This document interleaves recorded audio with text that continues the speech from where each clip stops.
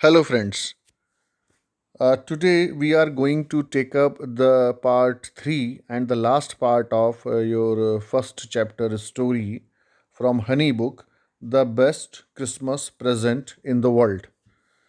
तो ये third part है और ये इसका लास्ट पार्ट है. थर्ड पार्ट शुरू होता है. I folded the letter again and slipped it carefully back into its envelope. मैंने लेटर खोला और वापस उसको फोल्ड करके एनवलप के अंदर डाल दिया.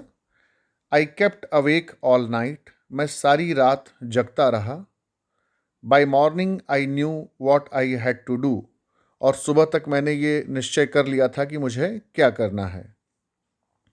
आई drove into Bridport. Drove is the past tense of drive. याद रखिएगा, ड्राइव का पास्ट टेंस ड्रोव होता है. I drove into Bridport. मैं ब्रिडपोर्ट के लिए ड्राइव करके निकल गया.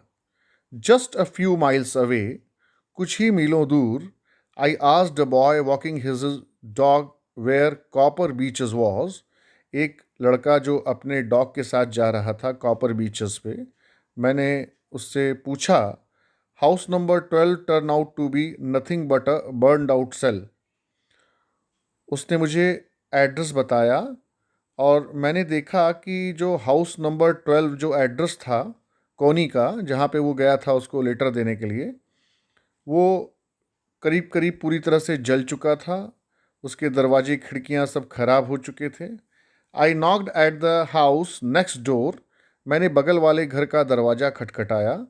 And asked if anyone knew the whereabouts of Mrs McPherson. और बगल वाला दरवाज़ा खटखटा के मैंने पूछा कि क्या आपको मिस मैकफरसन के बारे में कुछ पता है. ओ यस, हाँ, उसने कहा. Said the old man in his slippers. He knew her well. वो उसे अच्छे से जानता था. A lovely lady, a lovely old lady. उसने कहा कि वो बहुत अच्छी और वृद्ध महिला थी. He told me. A bit muddled headed. थोड़ी सी उम्र के साथ कंफ्यूज रहने लगी थी. But at her age she was entitled to be. लेकिन इस उम्र में उनको ऐसा कहा जा सकता है. Wasn't she. 101 years old. उनकी उम्र लगभग 101 साल हो चुकी थी.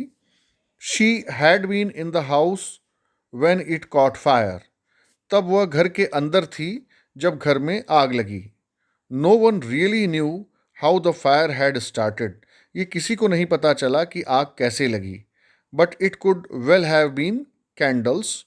लेकिन हो सकता है कि ऐसा कैंडल्स जलाने की वजह से हुआ हो. She used candles rather than electricity.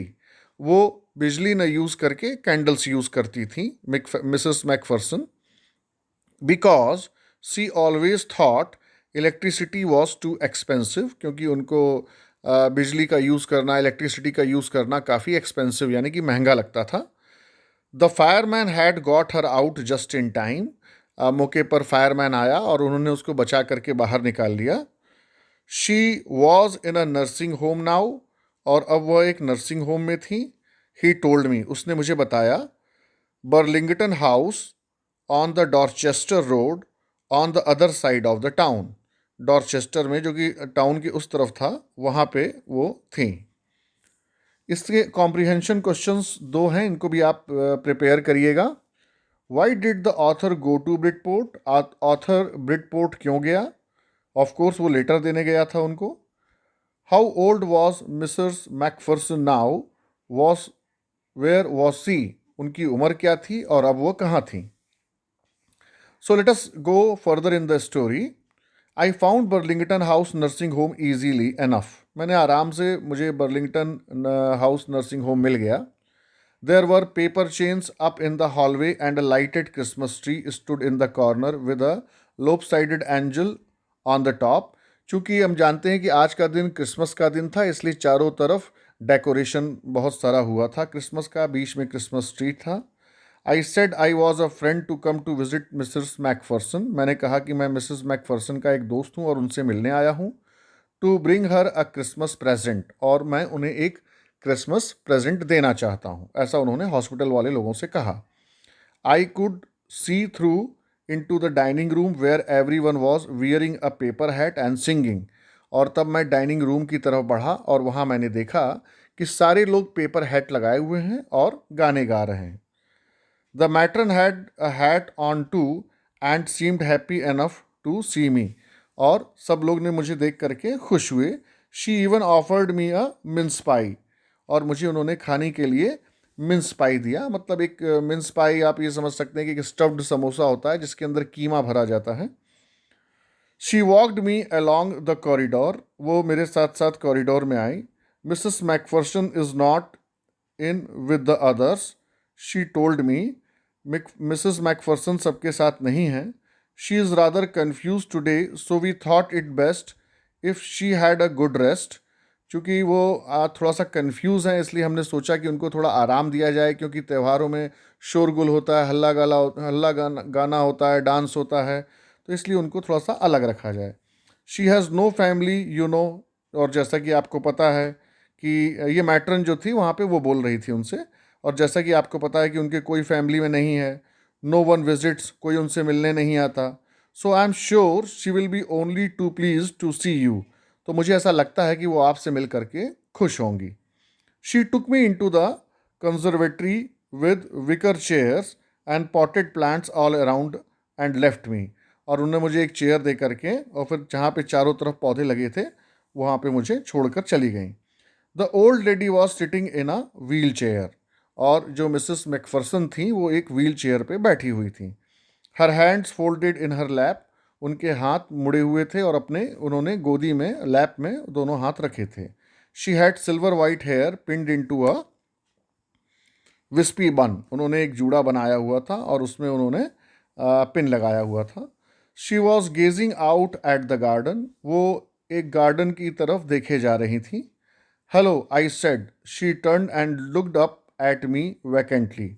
मैंने कहा हेलो, तो उन्होंने मेरी तरफ निगाह उठाई और एक खाली निगाहों से मेरी तरफ देखने लगी. हैप्पी क्रिसमस कोनी. मैंने कहा हैप्पी क्रिसमस कोनी. I went on. और मैंने कहना जारी रखा. I found this, I think it's yours. मुझे ये मिला है और मुझे ऐसा लगता है कि ये आपका है. As I was speaking her eyes never left my face. मैं कहता जा रहा था और उनकी निगाहें मेरे चेहरे पर टिकी हुई थीं. I open the tin box and gave it to her. मैंने अपना वो टिन बॉक्स खोला और उनको दिया. That was the moment her eyes lit up with recognition. तब उनकी आंखों से ऐसा लगा कि वो इस टिन बॉक्स को थोड़ा थोड़ा पहचान रही हैं. And her face became suffused with a sudden glow of happiness. And her face became suffused. और मुझे ऐसा लगा कि उनके चेहरा जो है खुशियों से भर गया था.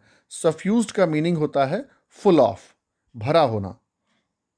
With a sudden glow of happiness. उनके चेहरे पे अचानक खुशी दौड़ गई. आई एक्सप्लेन्ड अबाउट द डेस्क. मैंने उनको उस डेस्क की पूरी दास्तान सुनाई. About how I had found it. मैंने ये भी बताया कि मैं उस डेस्क को कैसे खरीदा.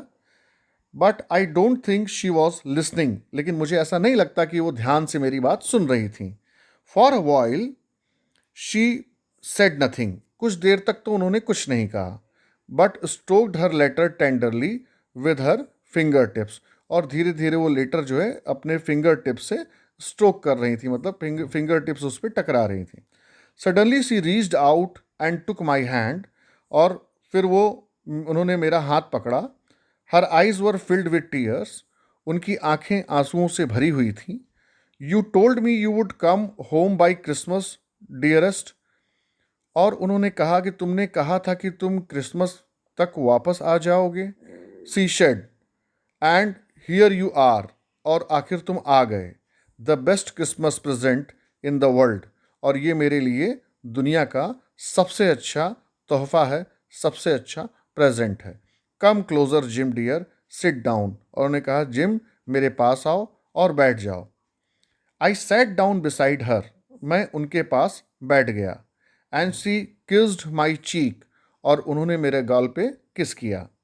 आई read your letter so often Jim. Jim मैं तुम्हारा लेटर बहुत बार पढ़ती हूँ. एवरी डे, लगभग डेली, लगभग रोज. I wanted to hear your voice in my head. मैं तुम्हारी वॉइस, तुम्हारी आवाज़ सुनना चाहती थी। It always made me feel you were with me, और मुझे हमेशा ऐसा लगता था कि तुम मेरे साथ हो। एंड नाउ यू आर, और अब तुम वास्तव में मेरे पास आ गए हो। Now you are back, you can read it to me yourself, और अब जब तुम आ गए हो तो तुम ये लेटर मेरे लिए पढ़ो। Would you do that for me, क्या तुम ये मेरे लिए करोगे Jim dear? I just want to hear your voice again, मैं तुम्हारी आवाज़ दोबारा सुनना चाहती हूँ। I would love that so much, और मुझे ये बहुत प्यारा लगेगा। And then perhaps will have some tea, और इसके बाद हम लोग चाय पियेंगे। I have made you a nice Christmas cake, मैंने तुम्हारे लिए एक बहुत अच्छा सा क्रिसमस केक बनाया है। मार्जिपन, मार्जिपन मीन्स एक बादाम का हलवा आप कह सकते हैं, या बादाम से स्टफ़ किया हुआ। All around, I know how much you love marzipan, मुझे पता है कि तुम्हें मार्जिपन बहुत पसंद है। ये this story was written by Michael Morpurgo, Michael Morpurgo की तरह लिखी हुई ये कहानी है, और इस कहानी का यहाँ पे अंत होता है। वो इतनी बूढ़ी हो चुकी थी, कंफ्यूज थी कि वो शायद पहचान भी नहीं पाई उसको। लेटर मिला, उसने उससे लेटर पढ़ने के लगा, और उसे ऐसा एहसास हुआ कि जैसे जिम वास्तव में उससे मिलने आ गया है, और ये उसके लिए क्रिसमस का सबसे प्यारा तोहफा था। और इस तरह से ये कहानी यहाँ पे ख़त्म होती है। यहाँ कॉम्प्रिहेंशन क्वेश्चंस हैं। Who did Connie Macpherson think her visitor was, Connie को क्या लगा कि उससे जो मिलने आया है वो कौन है? ऑफ कोर्स हम जानते हैं, उसको ऐसा लगा कि उसका जिम, जो कि उसका हस्बैंड था, वो उससे मिलने आ गया है। Which sentence in the text shows that the visitor did not try to hide his identity, और कौन सा ऐसा टेक्स्ट है, कौन सा ऐसा पार्ट है कि उससे पता पड़ता है कि visitor did not try to hide his identity, कि विजिटर ने अपनी पहचान छुपाने की कोशिश नहीं की। और इसके बाद आप लोग टेक्स्ट करिएगा। This was last and the third part of this story, and thank you very much. This was presented to you by school English channel. Thank you very much for listening it.